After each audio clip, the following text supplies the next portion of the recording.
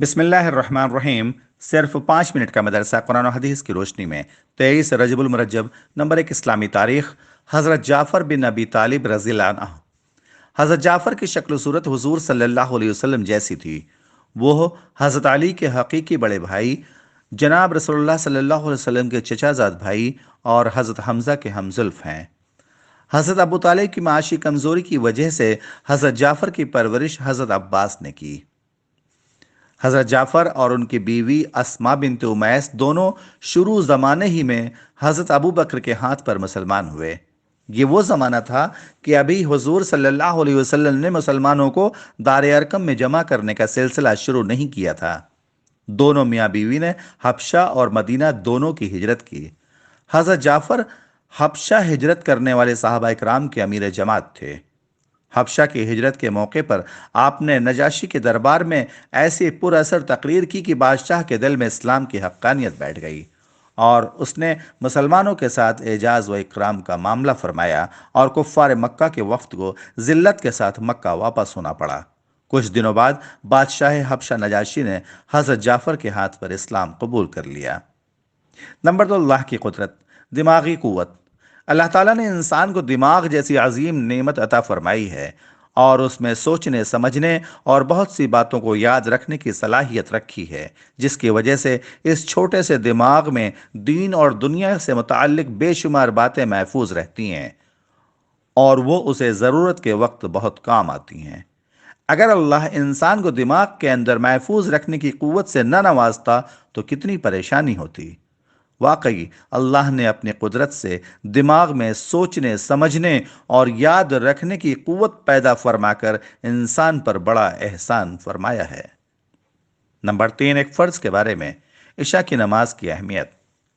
रसूलुल्लाह सल्लल्लाहु अलैहि वसल्लम ने फरमाया, जिस शख्स ने इशा की नमाज जमात के साथ पढ़ी गोया उसने आधी रात इबादत की, और जिसने फज्र की नमाज जमात से पढ़ ली गोया उसने सारी रात इबादत की। नंबर 4, एक सुन्नत के बारे में। खाने में ऐब न लगाना। हजरत अबू हुरैरा रज़ियल्लाहु अन्हु ने फरमाया, रसूलुल्लाह सल्लल्लाहु अलैहि वसल्लम खाने में ऐब ना लगाते। अगर चाहते तो उसको खा लेते और अगर उसको नापसंद फरमाते तो छोड़ देते। नंबर 5, एक अहम अमल की फजीलत। मोमिन की मदद का मीठा फल। रसूलुल्लाह सल्लल्लाहु अलैहि वसल्लम ने फरमाया, जो शख्स किसी मोमिन को भूख के वक्त खाना खिलाए अल्लाह ताला उसको क़यामत के दिन जन्नत के फलों में से खिलाएगा, और जो शख्स किसी मोमिन को प्यास के वक्त पानी पिलाएगा अल्लाह ताला उसको खालिस शराब पिलाएगा, और जो शख्स किसी मोमिन को कपड़े न होने के वक्त कपड़े पहनाएगा अल्लाह ताला जन्नत के सब्ज कपड़े पहनाएगा।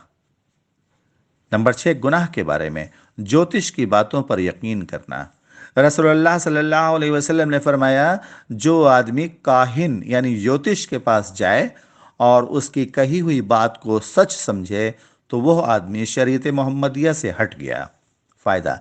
किसी काहिन यानी ज्योतिष के पास जाकर आइंदा की बातें मालूम करना और उस पर यकीन करना नाजायज और हराम है। मुसलमानों को इससे बचना चाहिए। नंबर 7, दुनिया के बारे में। लोगों का दुनिया की फिक्र करना। रसूलुल्लाह सल्लल्लाहु अलैहि वसल्लम ने फरमाया, आखिर ज़माने में एक कौम ऐसी होगी जो मस्जिदों में हल्के लगाकर बैठेगी और उनके सामने दुनिया होगी, यानी दुनिया का तस्करा, और उसी की फिक्र में मुनहमिक होंगे। तो तुम ऐसे लोगों के साथ न बैठना, इसलिए कि अल्लाह ताला को ऐसे लोगों की कोई ज़रूरत नहीं। नंबर 8, आखिरत के बारे में। अहले जन्नत का इकराम। कुरान में अल्लाह ताला फरमाता है, अहले जन्नत के सामने सोने की प्लेट और जाम पेश किए जाएंगे और जन्नत में उन्हें दिलों की चाहत और आंखों की लज्जत के मुताबिक हर एक चीज मिलेगी। नंबर 9, तिब्ब नबवी से इलाज। दिल की कमजोरी का इलाज। रसूलुल्लाह सल्लल्लाहु अलैहि वसल्लम ने फरमाया, तुम लोग संतरे का इस्तेमाल किया करो क्योंकि यह दिल को मजबूत बनाता है। फायदा।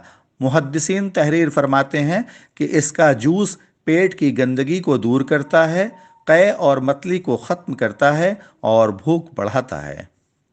नंबर 10, कुरान की नसीहत।